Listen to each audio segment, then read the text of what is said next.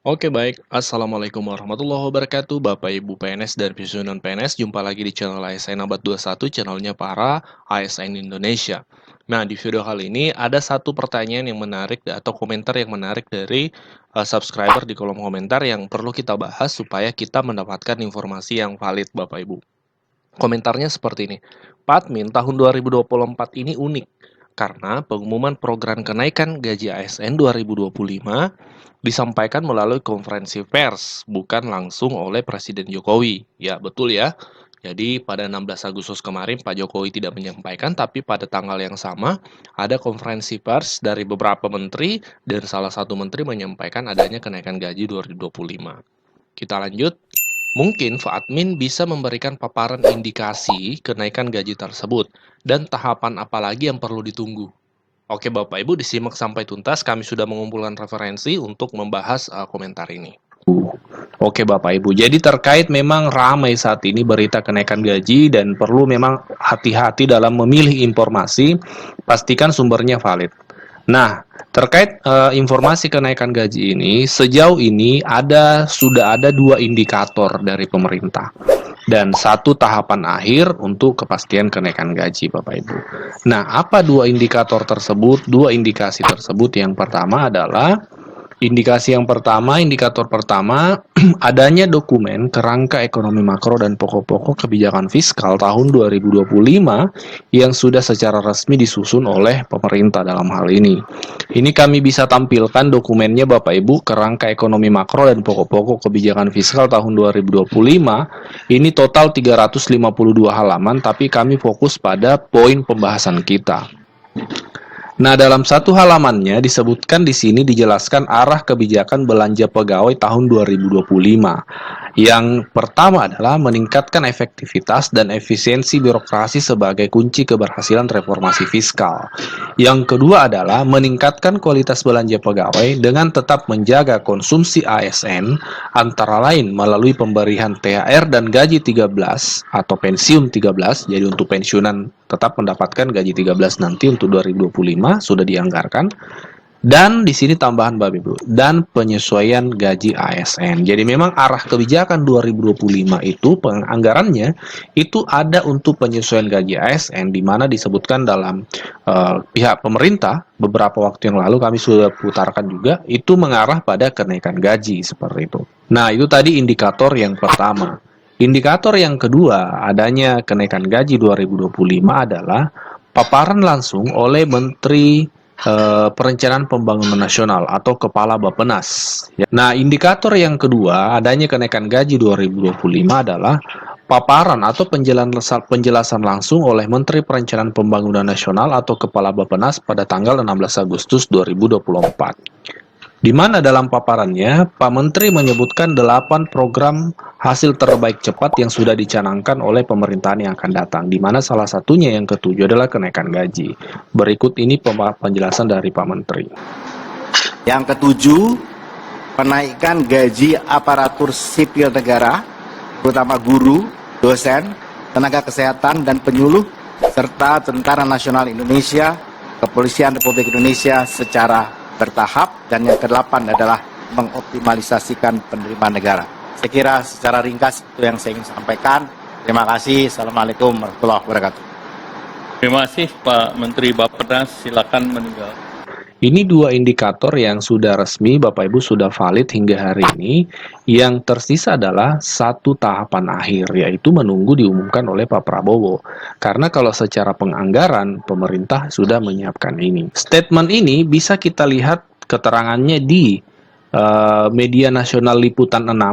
Ini kami tampilkan, tentu Bapak Ibu sudah tidak asing lagi. Anggaran kenaikan gaji PNS 2025 sudah disiapkan Sri Mulyani, Prabowo tinggal putuskan. Di sini ada keterangan bahwa keputusan gaji PNS naik ada di tangan Presiden terpilih Prabowo Subianto. Meski begitu, pemerintah saat ini mengakui kalau anggaran sudah dipersiapkan. Direktur Jenderal Anggaran Kementerian Keuangan, Issa Rahmatarwata mengatakan pemerintah sudah menyiapkan anggaran untuk kenaikan gaji PNS di 2025 mendatang. Jadi berbicara tentang anggaran, Kementerian Keuangan membuat pernyataan bahwa memang anggaran sudah disiapkan.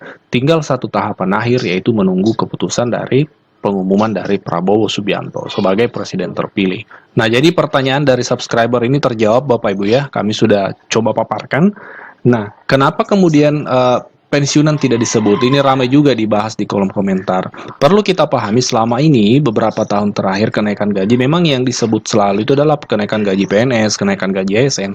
Tapi pada faktanya kalau kita melihat pola kenaikan gaji ASN selama ini termasuk di tahun 2024, 2019 dan 2015, kenaikan gaji ASN PNS itu selalu bersamaan dengan kenaikan gaji pensiunan. Keluar peraturan pemerintah tentang kenaikan gaji PNS, keluar pula peraturan pemerintah tentang penyesuaian gaji pensiunan Bapak Ibu. Nah, jadi seperti itu Bapak Ibu, sehingga di judul itu kami cantumkan pensiunan, karena Bapak Ibu pensiunan banyak juga yang komentar di channel ini Bapak Ibu. Hingga selanjutnya Bapak Ibu Menteri, jatahnya kami kurangi tinggal 5 menit. 5 kali 6, 30 menit, karena selanjutnya ada sebagian dari kita perlu berangkat ke IKN. Oleh karena itu kami persilakan Bapak Menteri Bappenas, Pak Soeharto, 5 menit. 5 menit. Baik, terima kasih. Assalamualaikum warahmatullahi wabarakatuh. Pertama tadi, penduduk Maret 2024, catat ya, 0,68 juta dibandingkan Maret 2020. Dari sisi 0,33. Tapi yang saya ingin, karena waktunya pendek sekali, saya akan sampaikan pertama soal bahwa rencana kerja pemerintah pada tahun 2025 ini telah padu-padankan dan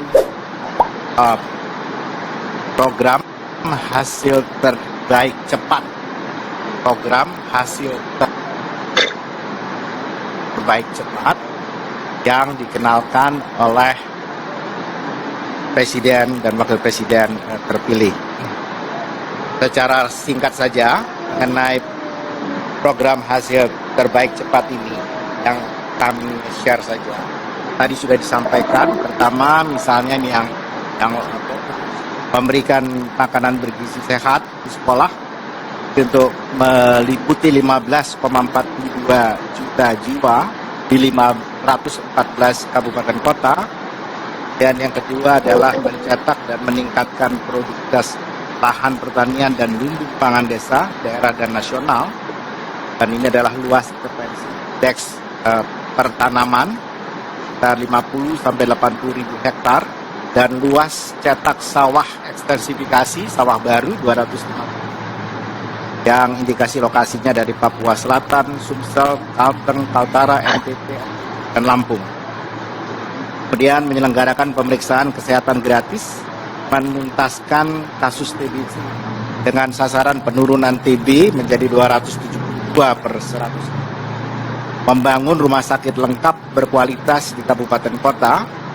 Yang keempat adalah membangun 4 sekolah SMA unggulan di IKN, NTT, Sulut, dan Maluku Utara. Memperbaiki sekolah-sekolah yang perlu renovasi sebanyak kurang lebih 90.000 ruang kelas. Yang kelima, melanjutkan dan menambahkan program kartu kesejahteraan sosial serta kartu usaha untuk menghilangkan kemiskinan absolut yang tahun ini telah mencapai 0,8, tahun depan adalah targetnya 0%. Kemudian yang keenam adalah pembangunan infrastruktur desa dan menjamin penyediaan rumah bersanitasi baik untuk yang membutuhkan, terutama generasi milenial, generasi Z, dan masyarakat berpenghasilan rendah sebanyak 914.573 unit hunian tapak dan hunian vertikal dan 563,1 hektar pemukiman kumuh. Taskan. Yang ketujuh, menaikkan gaji aparatur sipil negara, terutama guru, dosen, tenaga kesehatan dan penyuluh, serta Tentara Nasional Indonesia, Kepolisian Republik Indonesia secara bertahap. Dan yang kedelapan adalah mengoptimalisasikan penerimaan negara. Saya kira secara ringkas itu yang saya ingin sampaikan.